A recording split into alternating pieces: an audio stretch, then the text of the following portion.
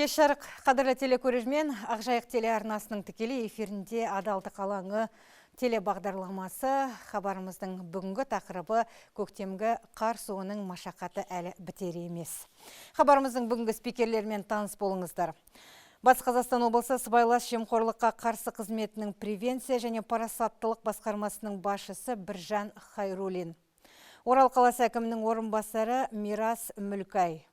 Ұлттық жол активтері сапасы орталығы республикалық кәсіпорынның Батыс Қазақстан облысы бойынша филиалының директоры Санжар Қабышев. Және Батыс Қазақстан облысы төтенше жағдайлар департаментінің төтенше жағдайларды жою басқармасының бастығы Бақытжан Иқсанов. Қош келдіңіздер, құрметті спикерлер. Саламатсыздар. Қадірлі телекөрермен, хабарымыздың тікелей эфирде өтіп жатқандығын естеріңізге сала өтейін. 28-58-69 бұл тікелей студиямен байланыс нөмірі. Сондай-ақ 837-264-15 WhatsApp мессенджері. Тікелей және жазбаша түрде бүгінгі тақырыпқа қатысты сауалдарыңыз болса, студиямен байланысуға мүмкіндіктеріңіз бар. Және бүгінгі біздің студиямызға келген спикерлерге сұрақтарыңыз болса, тікелей жолдауларыңызға мүмкіндіктеріңіз бар екендігін тағы да айтамыз. Жақсы. Енді алғашқы сұрағымыз қала әкімінің орынбасары Мирас мырза, өзіңізден бастасақ. Жалпы баршамыз білеміз, қаланың жасы да кәрісі де діттеген жеріне көлшік суымен батпаққа кешіп жүруге бұл күндері мәжбүр. Енді барлық көше бірдей емес, әрине.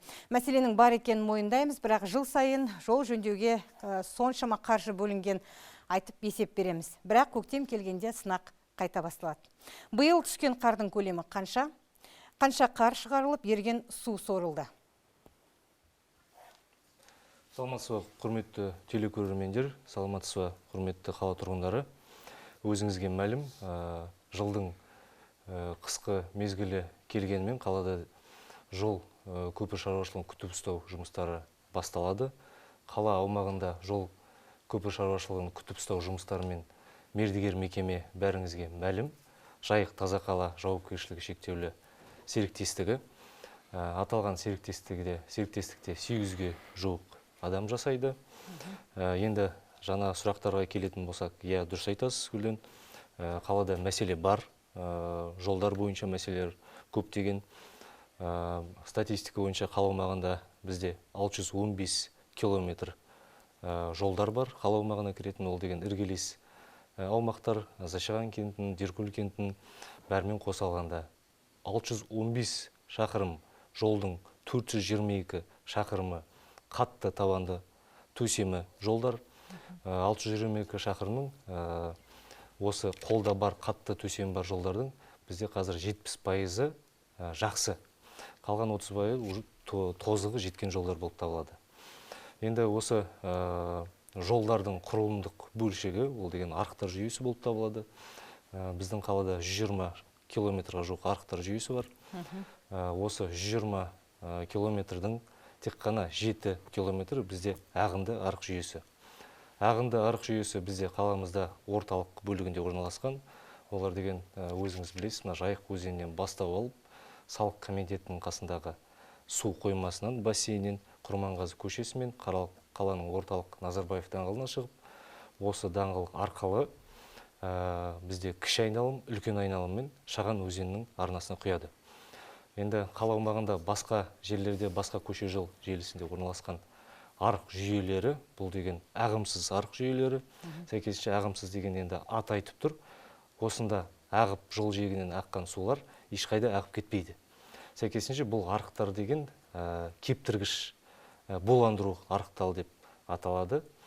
Енді осы арықтар толған жағдайда жол көпір шаруашылығын күтіп ұстау мекемесі сәйкесінше су сору жұмыстарын жүргізіп тұрады.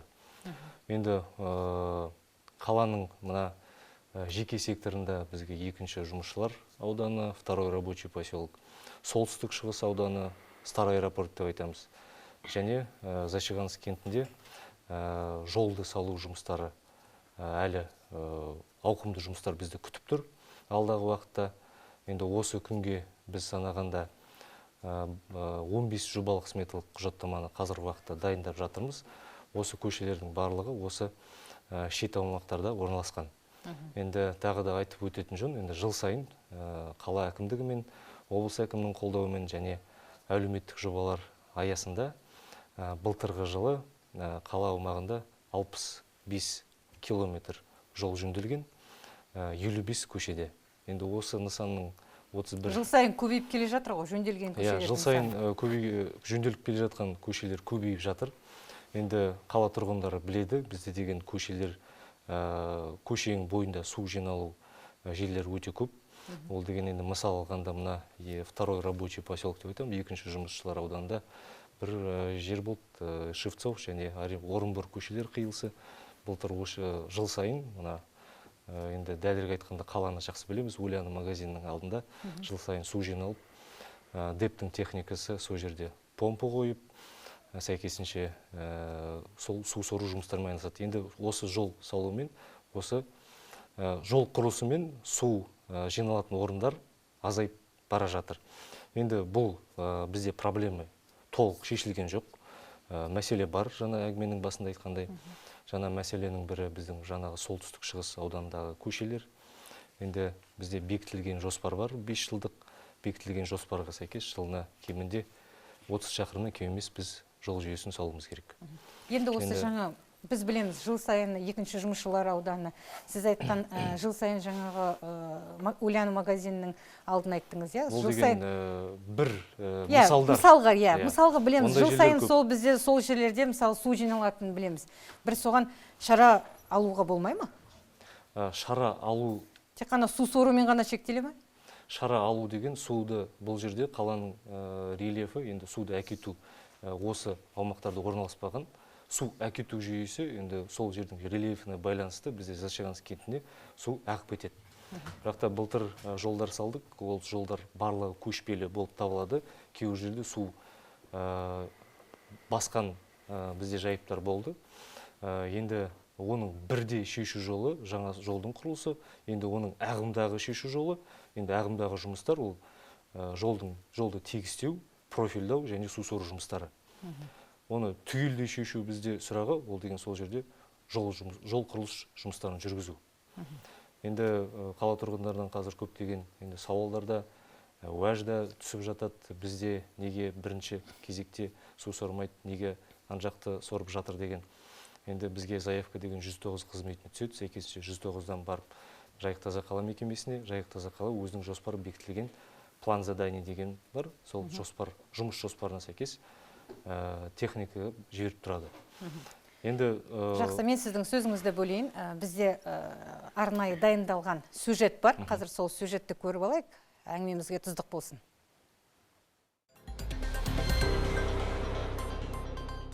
Менің аяғым өте әдемі, түсіріп ала қойыңыз. Мен осы жерге көшіп келгелі 2006-дан бері біздер жыл сайын арыз жазып жүрік.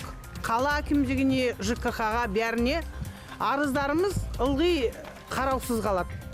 Осы 11-ші жылы осы жерге көше саламыз деп бір геодезистер келіп жұмыс жасады. Одан бері қарайда 11 жыл, қазір 20 жыл, 10 жыл уақыт өтті мысалға. 10 жыл уақыт өтті. Балалар мектепке барғанда 2-3 құлап барады. Бұл жерден құламай бару мүмкін емес. Сондықтан біздің бірінші тілегіміз осы тұрғындардың жол мәселесін шешсін. Екінші тілегіміз жаңағы біздің 2007 жылдан бері осы биылға дейін жазған арыздарымызды неге қаралмады?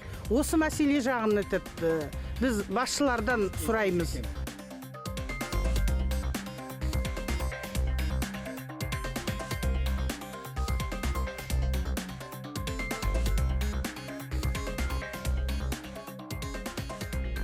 Кеңдала көшесі қар ергелі батпаққа батып қалды. Әрі көктемгі жаңбырдан кейін тұрғындар аяқ алып жүре алмай әбігерге түсуде. Жергілікті биліктен иненің жасуындай да жылу көрмеген тұрғындар жаз болса қара жолдың шаңына көміліп, қыс батпаққа батып жүргенімізге біраз жылдар дейді.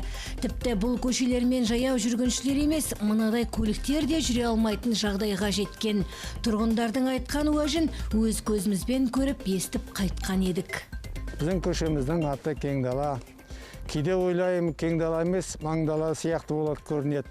Себебі жаңбыр жауса, қар ерісе, мынау көшеміз деген көлге айналады, дербес көлге айналады. құжатсыз көлге айналады. Себебі бұл көшемен ол уақытта ешкім жүре алмайды, ешкім өте алмайды, ешкімнің де қатеріне бұл көше кірмейді. Сондықтан тұрғындар осы 20 жыл бойы осы көшенің мәселесін шешумен келе жатыр, бірақ ешқандай нәтиже жоқ. Сол жартас, сол баяғы жартас, жабулы қақпа, сол жабулы қақпа.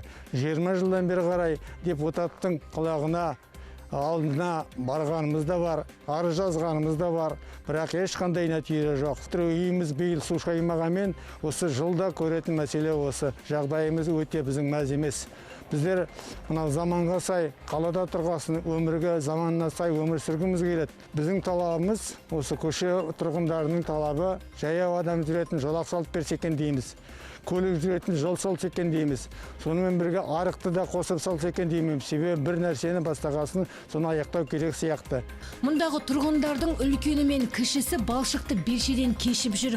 Жыл сайын қайталанатын осы көрініс. Қала ішінде тұрып су кешіп батпаққа батып жүрміз. Бәрінен бұрын балалардың мектепке қатынауы қиын дейді тұрғындар. Жергілікті халықтың әкімдіктен тас жол төсеп беруін сұрағанына да 20 жылдан асыпты. Алайда баяғы жартас сол жартас. Нәтижесі осы қараңдар. Айнала бәрі балшық. Осы 17 жылдың ішінде көрген қорлықпен бейнет. Ешқандай нәтиже жоқ. Осыған шейін жүрген кісілер бар, тіпті кейбіреулер шыдамай көшіп кетті осы үйлерден. Жүрді кісілер, үлкен кісілер жүрді, пенсионерлер жүрді. Шаршап кетті олар. Сондықтан жағдайымыз осы. Тұрғындардың арыз шағымын жергілікті билік ескеріп, аядай ғана көше биыл жөндеу көреді деген сенімдеміз.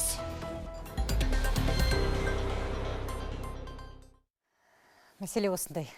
Жақсы. Кеңдала көшесі. Кеңдала көшесі. Ескі әуежай. Енді деген, мұнда енді тұрғындар деген 2011 жылдан бері тұрып жатыр. 2011 жылдан бері осы солтүстік шығыс ауданда, бізде есе қала аумағын қарайтын болсақ, ең көп көше салынған аудан. Бізде қазір деген Кеңдала көшесі қалды, Қажымұқан көшесі қалды, Малин көшесі бар. 2011 жылдан бері осы ауданда Тәуелсіздік көшесін асфальт салдық, Евразийск көшесін, Яблоневая, Самал, былтырғы жылы Воинов интернационалистов, Жазира, Конякин көшелеріне біз деген ауқымды жұмыс жүргізіп жатырмыз. Осы ауданда, ескі әуежай ауданда, енді жаңадан біз солтүстік шығыс ауданда Б ТЖ-сын құрылысын бастап кеттік 2018 жылы. Оның аясында да біз осы ауданда 8 километр жолдың құрылысын жасап жатырмыз бүгінгі таңда. Осы нысанды осы жылы бітіреміз бе деп жоспарда бар. Енді деген, егер 2011 жыл көшіп келді тұрғындар, біздің қаламызда деген баяғыдан бері 2011 емес, Совет үкіметінен бері келе жатқан аудандар бар, жолы жоқ.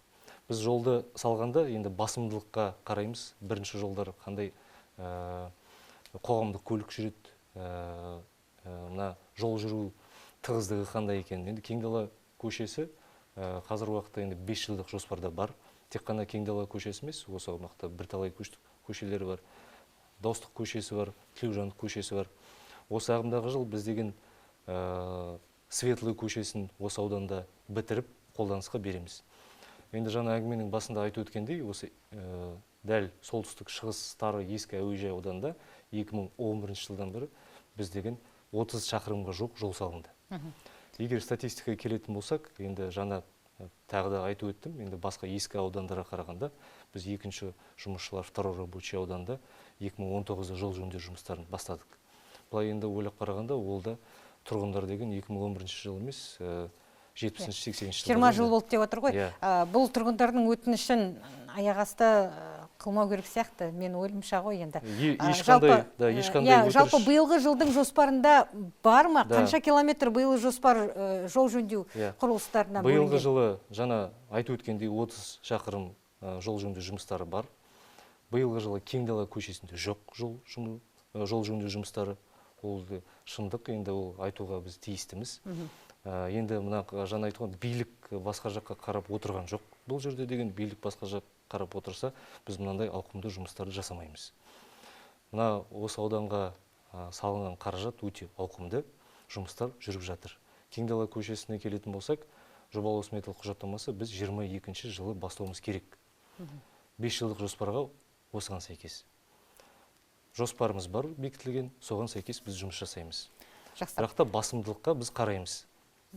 Үнемделген қаржы болуы мүмкін, иә? Немесе жаңағы ескі асфальттар болуы мүмкін. Сол жағында қарастырып, бір көмек қолын созуға болатын шығар. Тұрғындар айтты, мына тротуар салып беру және осы ескі асфальтты төсеу жұмыстарын біз жыл сайын оны жүргіземіз. Жыл сайын жүргізгенде осы ең проблемалық участоктар бізде тізімі бар. Соған енгізіп, осы жұмысты жасауын қарастырайық. Осы тұрғындардың қойған сауалы негізінде, уәжі негізінде. Оны қабылдаймыз. Рахмет.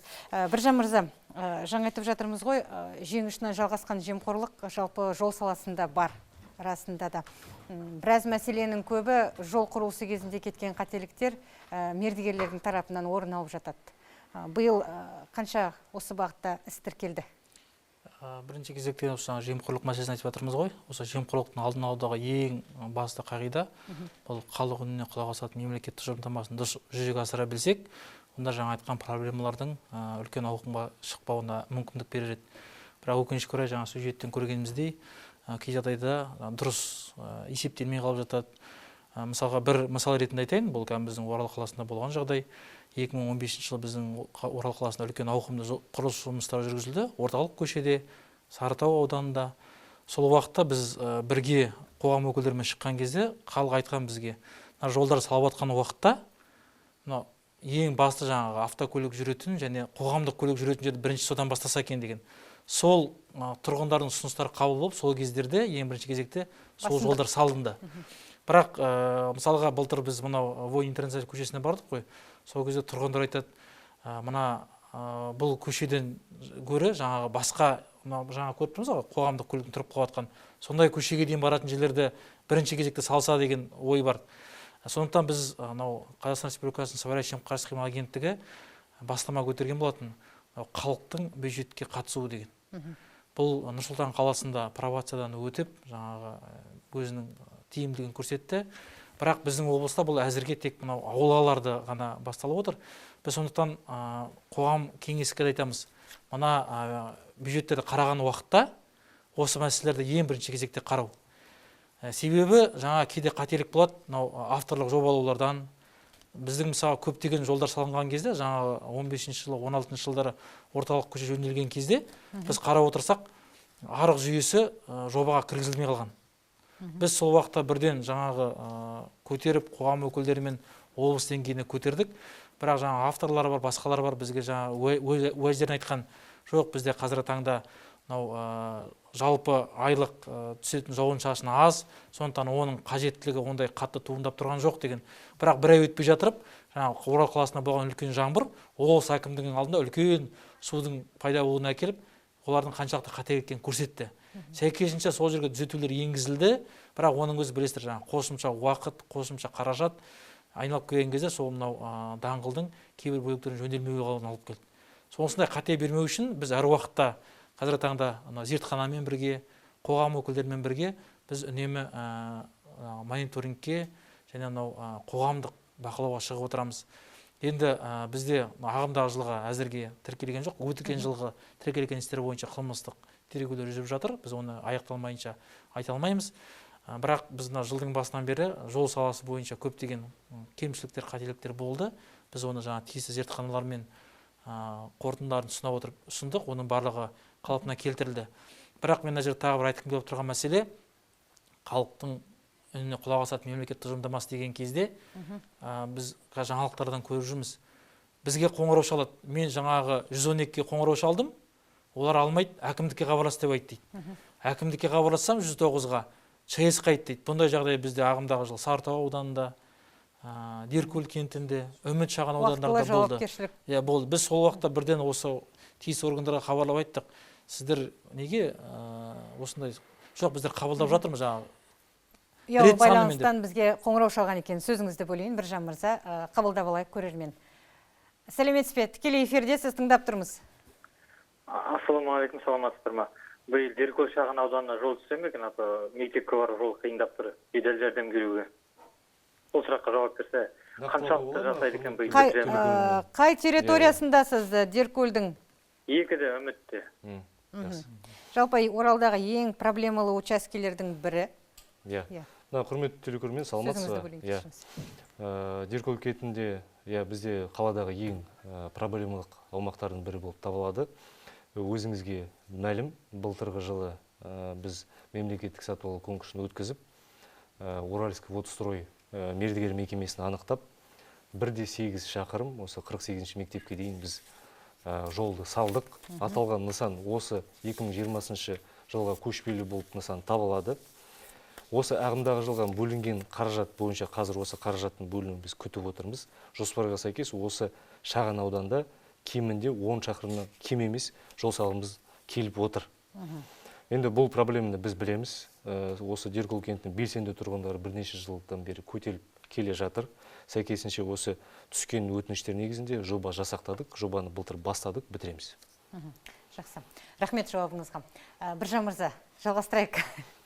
Жаңа енді айтып отқан біздің жалпы тиісті органдардың уақытылы жауап бермеуі. Мысалы, жаңа біздің айтып отырық қой, тап жаңа ғана телекөрерменде хабарласты, мысалы, Деркөл, жаңағы Үміт дейміз, Сартау дейміз, жаңағы Қазақ ауыл дейміз, ол жақтарда үлкен осы қоңырау шалған кезде әкімдіктердің немесе тиісті органдардың телефон алмай қалу мәселесі туындап кетеді. Сондықтан қазіргі бүгінгі біздің адалдық алаңымызда да келуімізге осы мәселе өзекті болғандықтан шығарып отырмыз. Біз сол өкілетті органдарында осы жерге басын қосып, бір-бірімізге сілтемей бірлесе көтерейік, бірлесе шешейік деген, әрине оны бір күнде шешіп тастау мүмкін емес, бірақ біз бірлескен жағдайда ғана, біз бірлескен қоғамдық бақылау болған кезде ғана оны мәселені шеше аламыз. Сондықтан біз осы төтенше жағдайларды да әкімдік және зертханада шақырып отырғанымыз себебі осы да. Енді салыстырмалы түрде қарайтын болсақ, бізде құқық бұзушылықтар сыбайлас жемқорлық бойынша кеше ғана бүкіл бұқаралық ақпарат құралдарында өтіп шықты. 3 жылда 11% азайған. Бұл бірінші кезекте осы тұрғындардың, қоғам белсенділерінің нәтижесінде, екіншіден жаңа бірлесе жұмыс жасаудың нәтижесінде. Рахмет. Жалпы жер астындағы жаңағы шұңқырлардың болмауы дейміз, тротуарлардың батпақпен суға толуы, арық жүйесінің дұрыс орнатылмауы дейміз. Бұл мәселе біздің қаламызда бар ғой. Жалпы тексеріс жүргізу барысында нені аңғардыңыздар, Санжар мырза? Жобалау мәселесі қалай? Кеш жарық, құрметті телекөрермендер. Жалпы біздер былтыр енді ауқымды жұмыс атқардық. Осы қоғамдық бақылау, сонымен бірге сапалы жол адалдық алаңы жобасымен бірлесіп, сонымен қатар қала әкімдігімен, облыс әкімдіктерімен, мониторингтік топпен бірлесіп үлкен жұмыстар атқардық. Сол кезде әрине кейбір жобалардың шикілігі байқалды. Бұл біріншіден біздер көріп отқан көшелерде жалпы мынандай мәселе бар. Мысалға жол салған кезде өзінің бір нулевой отметкалар болады, сол отметкалардың көбісі келмейді. Бұл да бір судың жиналуына септігін тигізіп отыр. Біз қарап отқан кезде. Енді қазіргі осы биылдан бастап облыс әкімінің қолдауымен, қала әкімінің қолдауымен жалпы жобаларды осы біздің мекеме, біздің филиал, қала әкімдіктері, облыс әкімдіктері сонымен қатар қоғамдық бақылауды қосып, бір түйін жасап, сондай бір қорытындылы жасап, дұрыс жоба жасау, сондай бір іске асырғымыз келіп отыр. Енді биылдан бастап жайлап басталды бұл жұмыстар. Енді ары қарай осы жұмыстар жалғастырамыз деп ойдамыз. Жалпы. Жақсы, рахмет. Бізде тағы бір сюжет бар, қазір көріп алайық. Осы жол құрылысына байланысты. Котел туда тұр. Сөніп қалып, қазір отопление жоқ данный момент. Мынау міне сене. Жартысы линолеум қалқып шығып кетті сыртқа. Жүзіп. Күйеуім де мұғалім, өзім де мұғалім. Мұғалім емес, бомждардың не сияқтымыз. Бүгін жұмысымыз бар, қарайған қалды. Жаздым директорға заводшыға, мен бара алмаймын жұмысқа деп. Ал балаларға қосымша сабақ беру керекпін, мен үйде бұнығып отырмын міне. Қалай барамын өзім? Түнімен жылап ұйықтамай давлением көтеріп кеттім міне. МЧС-тар тек қана бізге моральный помощь берді. Даже мына мешоктарды мына жерге әкеліп беруге жараған жоқ. Өзіміз адамдар зардап шегіп, құлап, сүрініп, өзіміз тастадық былай қарай. Машинаны өзіміз жалдадық. Үздемейтін адамдар, жуас адамдар, сүмір адамдардың көретін күні осы болып тұр ғой, расы керек. Сүмірейсең суға кетіп, өлуге қарап қалып тұр. Зама ким келді міне, Мирас Рустемұлы деген. Қолы міне былай, аректі бізге ашамыз деді, ашты, анерге Кушумға дейін артына бардық. Қазір мына жерді оямыз деді, су кетеді деді, үйге бара беріңіз деді міне, бәрімізді бүйтіп жіберді екен. Кетіп қалған, барсақ уже аректі жауып тастады. Аректі жауып тастады, қайтадан суға кеттік міне. Звондады, кеше біреу де келген жоқ. Бір кісі 109-да келіп атқан жоқ, пожарный, МЧС біреу де келіп атқан. Бүгін қала әкімінің өзі маған тапсырма берді. Зашаған бойынша осындай қауіп туындаған жерлердің бәрін картаға салып, осы жазғы мезгілде қандай жұмыстар атқаратынымызды жоспарлау жөнінде тапсырма берді. Ендігі жылда қар болмайды деген ешқандай кепіл жоқ қой. Сондықтан осындай су келмейді деген кепіл жоқ. Сондықтан ары қарай осындай жұмысты бірге атқаратын боламыз. Бақытжан мырза, әңгімеге араласа отырыңыз. Қай жерлерде біздерде тұрғындардың үйлеріне, жеке үйлеріне су кіру қаупі туындады және осындай жағдайлар неліктен орын алып отыр? Қайырлы кеш, құрметті телекөрермендер. Енді айта кетсек, қала бойынша мынау 25-27 наурыздан бастап қар еру басталды. Содан бастап жаңағы су сору жұмыстарына кірістік. Ол енді тек қана біздің төтенше жағдайлар бөлімдерімен жүргізілген жоқ. Ол деген жергілікті атқарушы органдарының Мирас Рустемұлы айтқандай жаңағы Жайық таза қала жауапкершілігі шектеулі серіктестігімен бірлесіп жұмыстардың бәрі жүргізілді. Енді жалпы көлеміне келетін болсақ, біздерде деген 121 мыңнан астам метр куб жаңағы су сорылды, облыс бойынша оны айтсақ. Енді барлық қазіргі таңда жаңағы Зачаганск, баяғы барлық жаңағы екінші жұмысшылар ауданы, второй рабочий, сол бойынша барлық жұмыстар жүргізілді, су сору. Ендігі жаңағы бізге тікелей қоңырау түскен кезде жаңағы үйге мысалға су кету қаупі бар кезде төтенше жағдайлар департаментінің бөлімшелері шығып барлық жұмысты жүргізіліп жатырмыз бірігіп. Енді мына жаңағы сюжетте көрсетілгенде келсек, Аязбай көшесінде 27 наурыздан бастап осы сәуірдің шатыспасам бір 3-4-не дейін күндіз түні су сору жұмыстары жүргізілді. Оны енді жаңағы оның басында өзім де болдым, төтенше жағдайлар департаментінің басшылығы да барып көрді.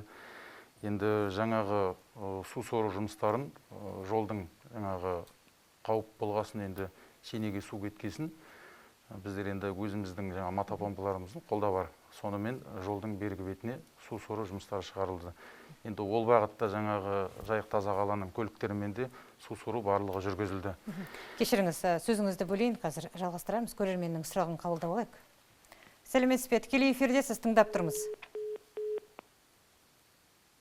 Айырылып қалды. Жақсы, жалғастыра беріңіз. Енді барлығы осындай жұмыстар жүргізілуде. Енді оның алдында да жаңа Күлтеген көшесінде де хабар келіп түсті. Жергілікті атқарушы жаңа Зашаган кентінің әкімдігімен бірлесіп шешіп, жолдың жиегін үстін кесіп, жаңа труба ұстап суды арыққа жіберу жөнінде шешім қабылданып, жұмыстар жүргізілді. Жақсы. Биыл облыста суға кету қаупі бар аудандар бар ма? Енді жалпы келетін болсақ, бізде облыс аумағымызда ондай ауылдар, елді мекендер бар. Бұл жұмыстарды ең басты бізде төтенше жағдайлар департаментінің ең бірінші жаңағы төтенше жағдайлар комиссияларының отырыстарында көтеріліп сұрақтар сол мәселені шешу бойынша жұмыстар жүргізіледі. Енді облыс аумағында барлығы жаңа айтып кетейін, тағы да елді мекендер болсын, суға бату қаупі бар елді мекендер бар енді көбінесе. Бар. Иә. Қай аудандар атап өте аласыз ба? Енді бұл бәрінде атап өтуге Бөрлі ауданымызда да бар, Теректі ауданымызда да бар, жаңағы Сырым, Казталов, көбінесе мына Тасқала, Бәйтерек аудандарымызда. Неге десеңіз, қазіргі таңда енді мына оңтүстік жақта орналасқан аудандарымызда қар еру процесі бітті, қар жоқ. Қазіргі таңда біздер өзімізде бақылауда мына Шыңғырлау, Бөрлі, Тасқала, Бәйтерек ауданын ұстап отырмыз. Бүгінгі күнде 10-ға дейін аэровизуалдық дайындықтарыңыз қандай деңгейде? Дайындықтарымыз енді жергілікті атқарушы органдарымыз бірлесіп, техникамызды енді орналасқанда жаңағы мемлекеттік жүйесінің қызметтері біздің бөлімшелердің бәрі дайындыққа келтіріліп отыр. Бүгінгі күні жаңа Шыңғырлау ауданына Бөрлі терек үстінен аэровизуалдық қарап өткізілді. Тікұшақпен ұшып. Қазіргі таңда Теректі ауданында қауіп жоқ. Шыңғырлау Бөрлі ауданы әлі бақылауда тұр. Жақсы, рахмет. Қадірлі телекөрермен, хабарымыздың тікелей эфирде өтіп жатқандығын естеріңізге сала кетейін. 28-08-69 студиямен байланыс нөмірі. Сондай-ақ 837-264-15 WhatsApp мессенджері. Қадірлі телекөрермен, аудио сіздің жазбаларыңызды біз WhatsApp-тан оқи алмаймыз. Сондықтан да сұрақтарыңыз болса тек жазбаша түрде жазуларыңызды сұраймыз. Және аудиомен бізге байланысты орнатуға тырыспаңыздар. Өйткені мен бұл жерде ол байланысты сіздерге орната алмаймын. Жақсы. Қос жері бола ма? Жаңа су тасқыны мәселесі жөнінде айтып жатырмыз ғой. Біздерде осы жалпы келген кезде көнекөз қарияларымыз дейміз ғой. Солардың да пікіріне назар аудару басты болу керек. Себебі жаңа Сарытауда кезінде осыдан 4-5 жыл бұрын бір оқиға бола жаздады.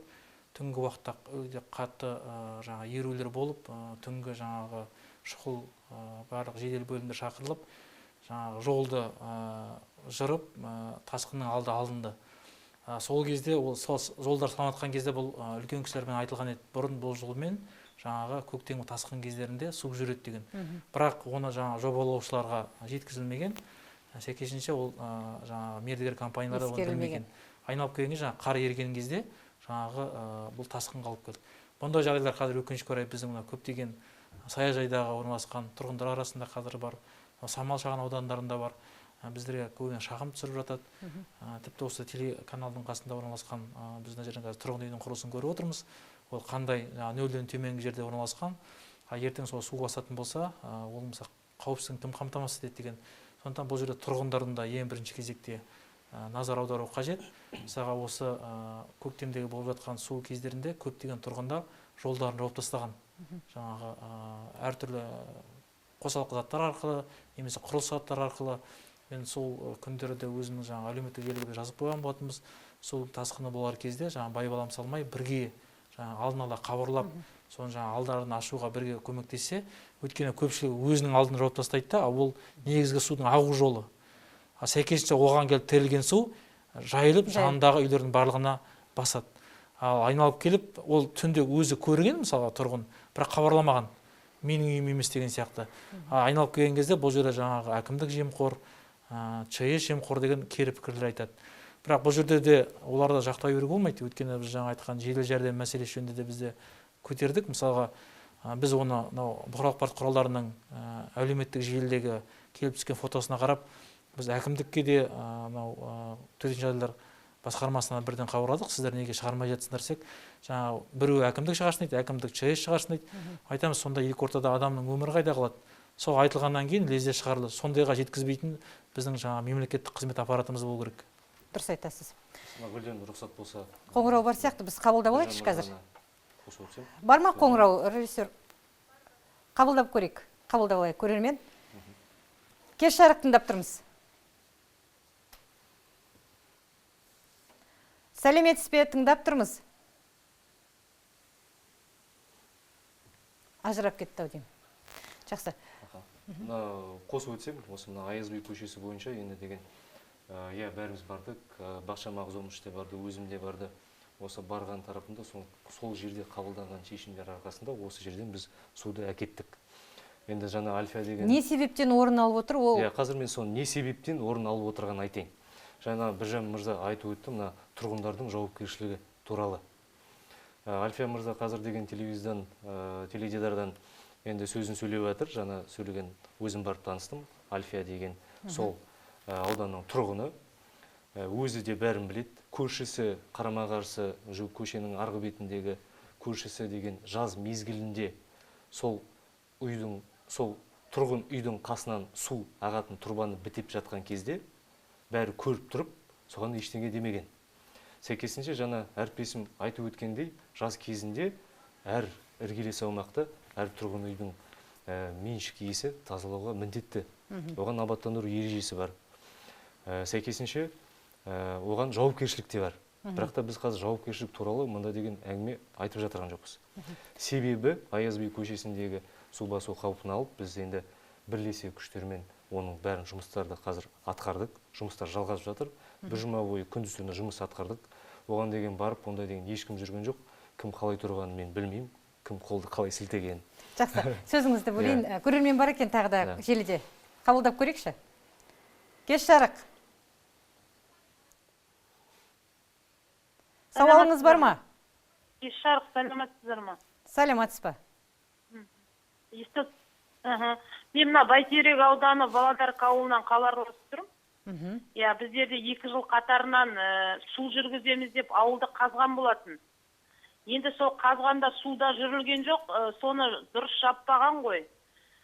Кеше деген мына көктемнің несінде мына жер, қазған жер ортасына түсіп, ауылда жүруге мүмкіншілік болмай, машиналар түсіп кетіп, қайта-қайта ауылда баня өртеніп, оған пожарный шақырған кезде де пожарныйымыз сол баняға жете алмай, соған түсіп кетіп, сондай қиындықтар болып отыр. Ал немасыра енді біздердің ауылымызға кім қарайды? Білмеймін, мына сол жағынан бір қарастырып көмек керек біздерге. Мына ауылды дұрыстап, мына жолымызды қайтадан жөндеп берсе, мына суда жүрген жоқ. Су құбыры өткізілді ме сол? Өткізілгенмен, сол тұрбасын салды да, оны до конца істелген жоқ жұмыс. Бетін жауып, шалапыла жауып кетті. Күз болып қалды да, қыс саяп қалғасын, бітпей қалды жұмыстар. Рахмет сауалыңызға. Рахмет. Енді су жүргізу мәселесі, су құбырларына қазылған. Бәйтерек ауданының әкімдігіне біз міндетті түрде жеткізетін боламыз. Біз осы бүгінгі хабардан түскен хабарлама ретінде Бәйтерек ауданы әкімдігіне Володарка ауылы бойыншағы мәселені міндетті түрде жеткіземіз.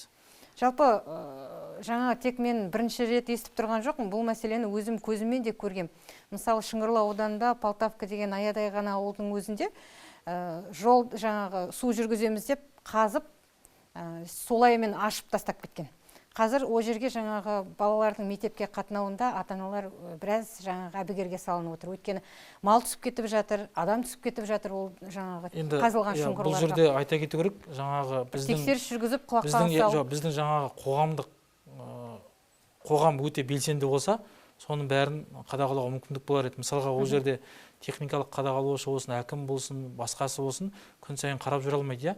Ал егер сол әрбір тұрғын өзінің ғана сауатқаны ертең айтса, бітті ғой, мына біз жаңа су қосылды деңіз айтса, мына жеріңіз сендер тапаған жоқсыңдар ғой, мына жерлеріңіз тегістелген жоқ қой дегенде айтса бірден, сол кезде дер кезінде алуға мүмкіндік бар. Мысалы, бізге жақында бір сондай шағым болды, 2 жыл өткен судың жүргізілгеніне, бірақ 2 жыл бойы бізде қыста қар өте көп түскен жоқ. Биыл қардың көп түсуіне байланысты жаңағы жер опырылып кеткен.